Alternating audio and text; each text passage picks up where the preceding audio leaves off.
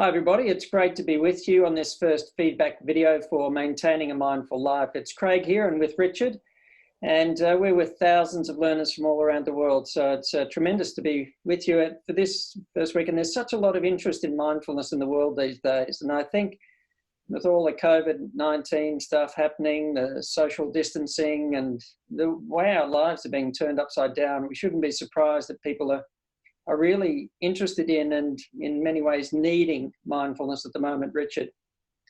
Well, Craig, you've taken social distancing, I can see, to the next level. Very responsible of you. I think, can you see all the thousands of learners from up there? Are you waving to them at night and sort of? I'm checking up on them, I orbit every few hours. And they're actually doing their meditation practice and yeah. So I agree with what you've just said, that it is such an important time. I mean, our last course, Mindfulness for Wellbeing and Peak Performance, a lot of learners were telling us, look, now's a time that they need mindfulness. And of course, now's a time that they really appreciate having an online course. And I think this course, because it goes so much deeper into some of the applications of mindfulness, looking at things like communication and relationships and ethics and values, amongst other topics, it's such an important time to be exploring that kind of stuff, because this global pause that we've seen means that a lot of people, not everybody, but a lot of people are taking an opportunity to look within and to start getting in touch with what's important. And so I think some of the topics that we're going to cover in this course over the next few weeks and have covered this week are really, really appropriate to right now. And I love the comment by some of our learners that they're already realizing through week one of the course that mindfulness is so much more than just sitting around and meditating or even just sort of paying attention. It's so much about how we live our lives. It's about self-awareness. It's about communication. It's about all these bigger picture things. And so I'm really looking forward to the next few weeks with all of our learners, all of you. And it's just been great to start reading some of these fantastic comments this week. Yeah. And I think that the potential for mindfulness to help us to ride some uncomfortable emotions that we can ride at times during this current period, how to stay present, step by step, working our way through a complex situation like this. I think also one of the things about being in a community of learners like this is really helpful for breaking down that sense of isolation that could come. Now, many of our learners, this is their first experience of mindfulness doing this course, and this course is kind of meant to be a step up from the introductory course, and well, step up a sense of stepping into more complex areas. So if you are new to mindfulness and you're doing this course and, for the first time, then just take care. There'll be some challenging, parts and practices here. And so just take care with learning the process and working with it, and only to engage in the things you feel comfortable to at the moment while you're, in a sense, you're building up your mindfulness muscle. So now a lot of learners are relating to the comma and finding that's very helpful, and how much difference just a minute or two of stopping consciously, how much of a difference that can make. Because we often have this idea meditation's got to be something that's 20 minutes, 30 minutes, 40 minutes, but even just those little moments of stopping can be tremendously helpful. In fact, just even a couple of seconds of just stopping consciously before stepping into a situation can be a real game changer. It just brings the awareness into that moment, and we step into a situation consciously rather than just on automatic pilot and reactively. So it's great that a lot of learners are really relating well to that comma. Yeah, absolutely. I mean, I've heard COVID described as the global pause, which I think is a lovely description, right? Because everything's kind of on hold, and so a lot of people are sort of reconnecting with things that are important, asking themselves, what's important? Who is important? How do I want to spend my time? But of course, once this is all over and we're back to sort of normality on the other side, I think the challenge will be to maintain that. And that's why weaving things like little mini pauses throughout the day, that comma, or even the longer meditation practices into our daily routine and establishing them as a practice is going to be a really important thing, both during this time of heightened anxiety, but also when we're out the other side. So step 1.7 was a bit of a hit with learners this week. A lot of them talking about, ways that they might maintain their practice, because we've got 4 weeks together to establish it, but then it's about maintaining it on the other side. I would say the number one pro tip for anyone wanting to establish a meditation practice is to tie it into an existing part of your routine.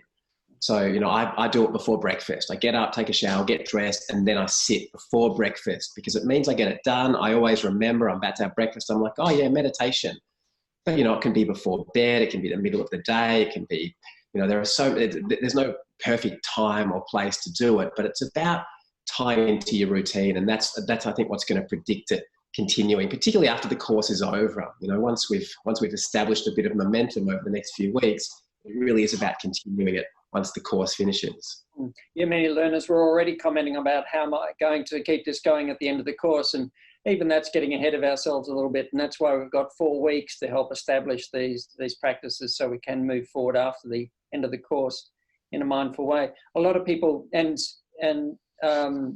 just of course we've got Sherelle and Liz, who are the course mentors, responding to the discussion forums and so on. And a lot of people said this week they really loved Sherelle's mindful moment, and a lot were relating to that train of thought metaphor, which, you know, sort of used for a long time to help us to sort of realize that thoughts come and go, feelings come and go, experiences come and go. But if we're mindful, we have a conscious ability to make a choice about whether or not to get on those trains. We don't always have a choice over whether or not a train of thought comes into the mind, but we do have a choice, if we're conscious, to get on the train or just let the train of thought come and go without getting on it. Or even if we find ourselves on the train, perhaps, Craig, we can just, the moment we realize we're on the train, we can just get off at the next, at Mindfulness station, right? That's right. Like, how did I get here? In the present moment is your way off the train. It's like, and whether it's coming back to listening to the people speaking in the meeting that you're at, you know, at work, or whether it's just coming back to tasting the food that you're eating for lunch, or just feeling the breeze in your face while you're walking down the street, that's always the way off those trains of thought. Now, mind you, and there are a lot of great metaphors. Well, there'll be more throughout the course. A lot of great metaphors you can use to understand mindfulness. But the metaphor is a sense not to sit down and while meditating to be thinking about trains, to just kind of recognize that metaphor helps us to understand the process of how we can learn to work with these things mindfully.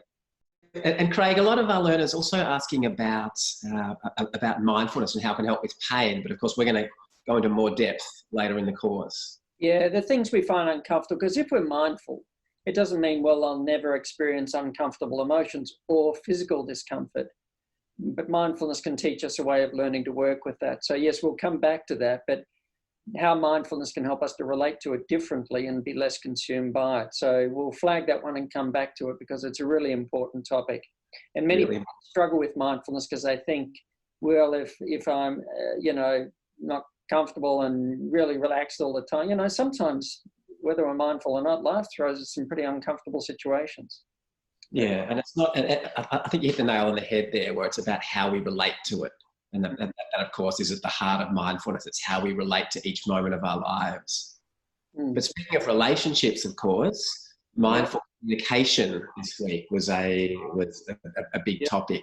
And again, you know, a lot of people are now stuck in their house with their family, or, you know, stuck inside, and perhaps there's that social distancing, but what you keep hearing is that that's bringing people closer together, whether it's thrusting them together and so they're spending longer periods of time, or whether it's because they're starting to realize, hey, I need connection, I need face-to-face connection, or at least to be connecting with people online, because it's just such a fundamental part of being human, is needing that connection, that social connection. But of course, again, it's how we connect with people, and this is it's been so great to read some of the comments from our learners around how mindfulness is helping them to communicate and to connect more fully, you know, because a lot of them are noticing these automatic pilot tendencies of, you know, talking to someone but planning what they're going to say next rather than really listening, evaluating or judging what's being said rather than being curious about it, you know, getting caught up in their own internal dialogue rather than actually listening to the person in the first place,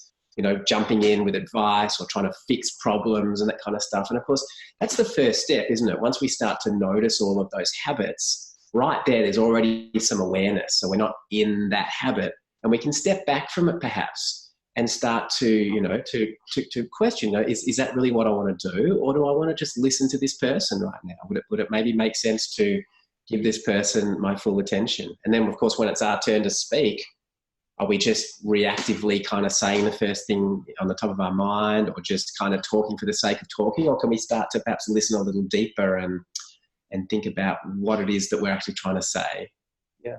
I think one of the most important things at the moment too, when nerves can be a bit frayed, relationships are a little bit tense and so on, is that how mindfulness can open up that little window of opportunity for awareness in the moment of reacting to something, that the moment of opportunity to choose the response. You know, a little flare up might happen, but through mindfulness we can notice maybe there's something we need to say, but we can say it in a more mindful way, perhaps with a little less of the venom or something else that we kind of felt at that moment. So that window of opportunity to choose our response can be, I think, tremendously helpful, because otherwise, if we're not mindful, the reactivity, unconscious, habitual, can really inflame a situation more than help to resolve it. Yeah. Now, of course, there's a fine line, Craig, isn't there? Because if you're talking to someone and giving them your full attention, I guess there is some sense of perhaps needing to be present or to think about what we're going to say next. Anything that you'd say about that? How do we find that balance?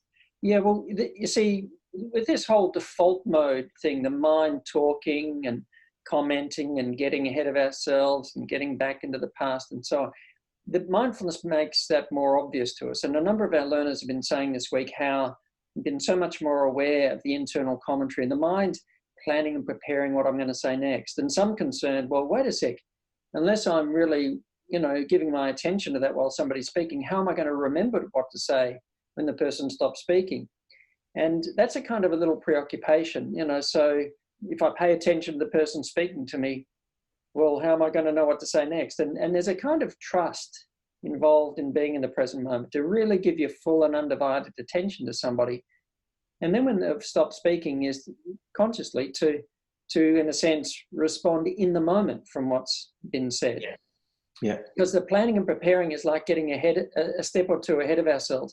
It's like, I used to play a lot of basketball.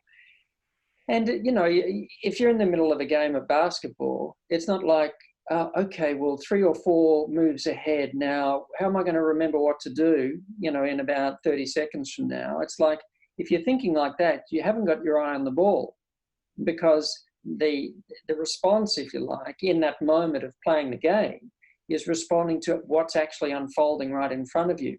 And you can't kind of get ahead of yourself, because if you do, the eye's off the ball. And I think it can be in many ways the same thing with a conversation, is to really listen to the person, then trust our ability to respond in a way that's conscious, and not reactive, but consciously responding in the moment. Internal mental rehearsal and so on. I mean, it can be appropriate in some situations where, you might need to make a statement or stand up and speak in a meeting, and you need to put a point of view. Sometimes some preparation can be helpful, but when the conversation's happening in the moment, it's more about being aware and following. I really like your emphasis on the term responding there. And I think it's such a good thing to differentiate reacting to what's happening versus responding from that more considered, grounded, mindful place. And it's so important.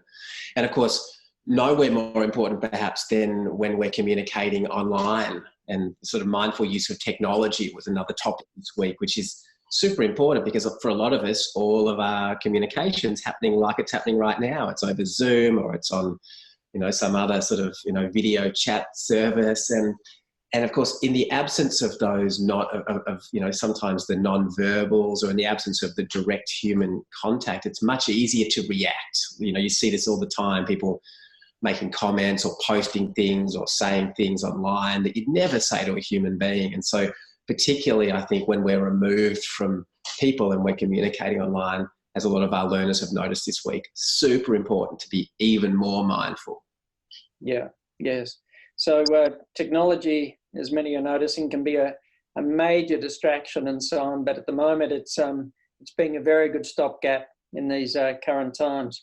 So lots of interesting discussions this week, and I'm sure they'll continue. Next week we're going to be looking at some pretty uncomplex issues like compassion and empathy and how these influence our relationships. Should be a breeze. Although for many of us, we find we're very much a work in progress as far as that's concerned. So we really look forward to hearing what learners have got to say, and please follow Sherelle and Liz, and they're helping all the learners through the process week by week. And we'll look forward to being with you next week. See you next week.